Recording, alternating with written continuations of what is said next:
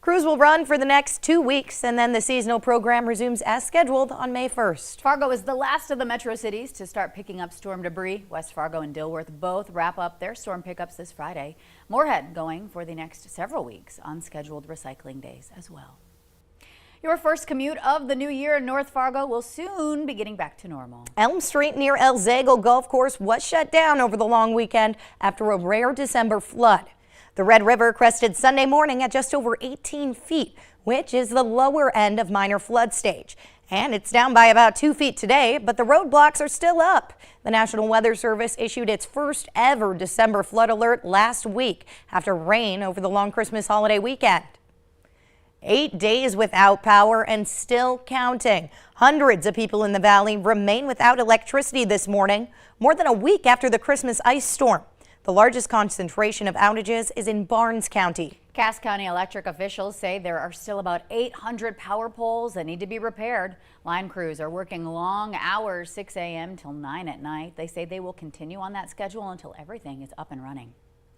And for a closer look at what's going on, we're sending things on over to meteorologist Lisa Green this morning. Hi, Lisa. Good morning. Well, I want to take a look at that river graph to show you where we are headed. It's nice to see it below flood stage. Not just that, it dropped below flood stage yesterday morning, right as we were talking about it on the valley today. And now this morning, it's below action stage. We're at 16.61 feet, and you can see the line there is forecast to stay below the flood stage for the rest of the week this week and for some time as we get into some colder temperatures. So here's a look at what we've got going on this morning. A nice quiet morning to return to work and school after a long holiday weekend. We've got temperatures that are mild. We're at 32 degrees or 31 rather degrees right now in Fargo. It feels more like 22 when we factor in wind out of the west-northwest at 10 miles per hour. Moorhead's at 30. This is very warm for a January morning, so kind of keeping that streak going at least for now in our forecast. Sunrise happening at 8:13, so working on getting more daylight each day here as we head further into January. And looking into the Northern Valley, Grand Forks, our view in the Grand Cities is looking pretty good. Nice visibility at 10 miles. Wind is up to 10 miles per hour, and we've got a temperature of 30 degrees in Grand Forks. Quiet weather on the radar and satellite map. Those light snow showers that moved through last night have moved on.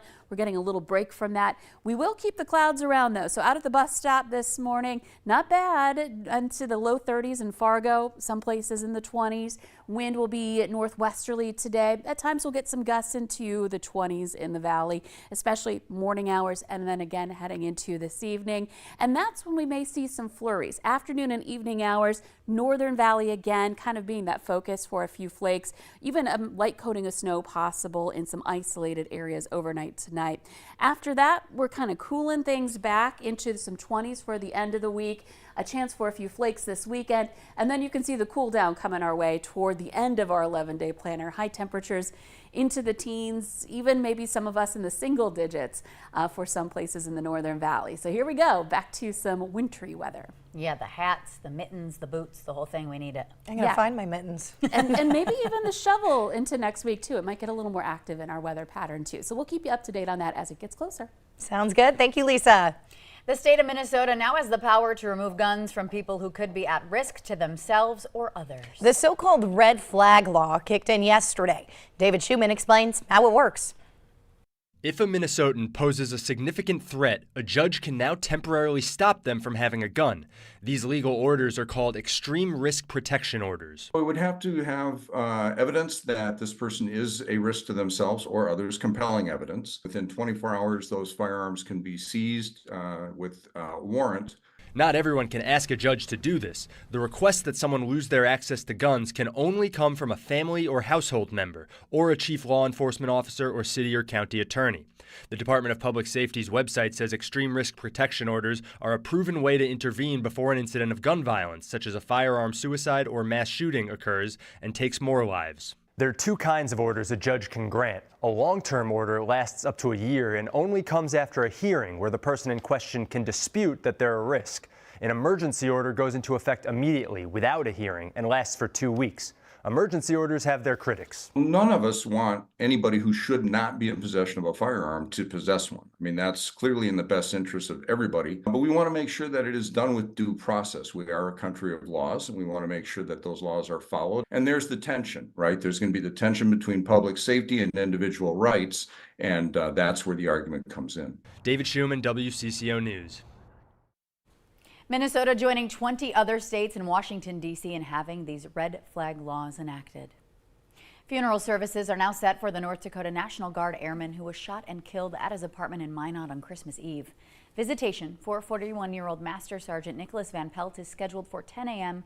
on Friday at Our Redeemer's Church in Minot. The funeral will follow at 1 p.m. The Georgia native was an Air Force veteran, active with the 219th Security Forces Squadron at the Minot Air Force Base. He was a former Ward County Sheriff's deputy and received a law enforcement escort from Bismarck to Minot last week, with dozens of supporters lining the streets to pay their respects. 39-year-old Daniel Brejo is charged in the shooting and is being held on $2 million bond, but there's been no word yet on a motive. The North Dakota Fraternal Order of Police says 123 officers died in the line of duty across the U.S. last year. That includes Fargo police officer Jake Wallin and Mercer County Deputy Paul Martin. Those numbers do not account for the men and women in law enforcement who died by suicide. North Dakota lost 3 officers to suicide in Minot, Dickinson, and Rolla. North Dakota releasing its Vision Zero crash data for 2023. It shows deadly accidents are now on the rise. There were 107 deaths and 3,640 injuries as of December 23rd. The leading factors were people not wearing seatbelts, lane departures, speeding, and alcohol involvement. In our consumer alert this morning, the FDA is reporting another baby formula recall. Batches of Enfamil Nutrimigin hypoallergenic baby formula powder are all being recalled due to the risk of a bacteria contamination. The FDA says tests of the products were negative and there are no reports of illnesses so far. But people with the specialty formula at home are advised to throw the product out. Further information on the recall and refunds are on the FDA's website.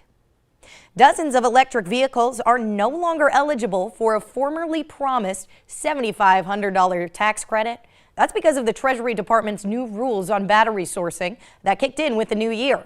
The change is meant to curb U.S. reliance on China. Multiple car makers say they're working on regaining eligibility. The new rules now allow buyers to claim their tax credit when they purchase their electric vehicle, instead of waiting to file with their taxes. The original version of Mickey Mouse that appeared in the 1928 cartoon Steamboat Willie is now in the public domain. Disney's copyright protection expired on New Year's Day after 95 years. However, later versions of Mickey Mouse remain under copyright by Disney currently. Snoop Dogg is heading to Paris as part of NBC's coverage of the 2024 Olympic Games this summer. Yep, he'll be a correspondent. He'll be providing regular reports for the Olympics primetime show beginning July 26th. I'm going to tune in for that. Throughout the games, Snoop will explore Paris's iconic landmarks, attend Olympic competitions and events, and speak with athletes and their families and friends, among other duties. The 2024 Olympic Games are scheduled for July 26th to August 11th. You know, I have a feeling I'd want to listen into that commentary. Yeah, absolutely. And the first baby of the year in Fargo is River Joy, a 7-pound girl born to parents Katie and Garrett. She came into the world yesterday at 8 a.m. One of the greatest things to look at right now, because every ultrasound we've had, she's always fists up, covering her face and everything. We can never get a good picture or 3D picture of her face. So now seeing her face and how the little chubby cheeks she's got. Aw, we've got her picture now. Cutie. Congratulations to the proud parents. River Joy was born as the New Year's baby at Sanford Hospital. New Year's Eve in Times Square is an iconic celebration, as we know, with people packed into Manhattan. But imagine all the mess that they have to leave behind and clean up. We can see it here on the video. Yikes. More than 180 sanitation workers went to work picking up nearly 100,000 pounds of litter, including more than 3,000 pounds of confetti. Fun fact, they hand toss the confetti off of rooftops. I wonder how many people they have Yeah, they on need volunteers. that duty alone. Workers cleaned up Times Square in a matter of just a few hours using collection trucks, mechanical brooms, and backpack blowers. This year, roughly 1 million people watched the ball drop in Times Square. Yeah, 1 million in Times Square. Love Cheez-Its. You can see it on the field there. They showered Coach Hubel. Tennessee beat Iowa 35-0 in Orlando. Crunchy. Thanks for joining us. Take care, everybody. We'll see you tomorrow morning.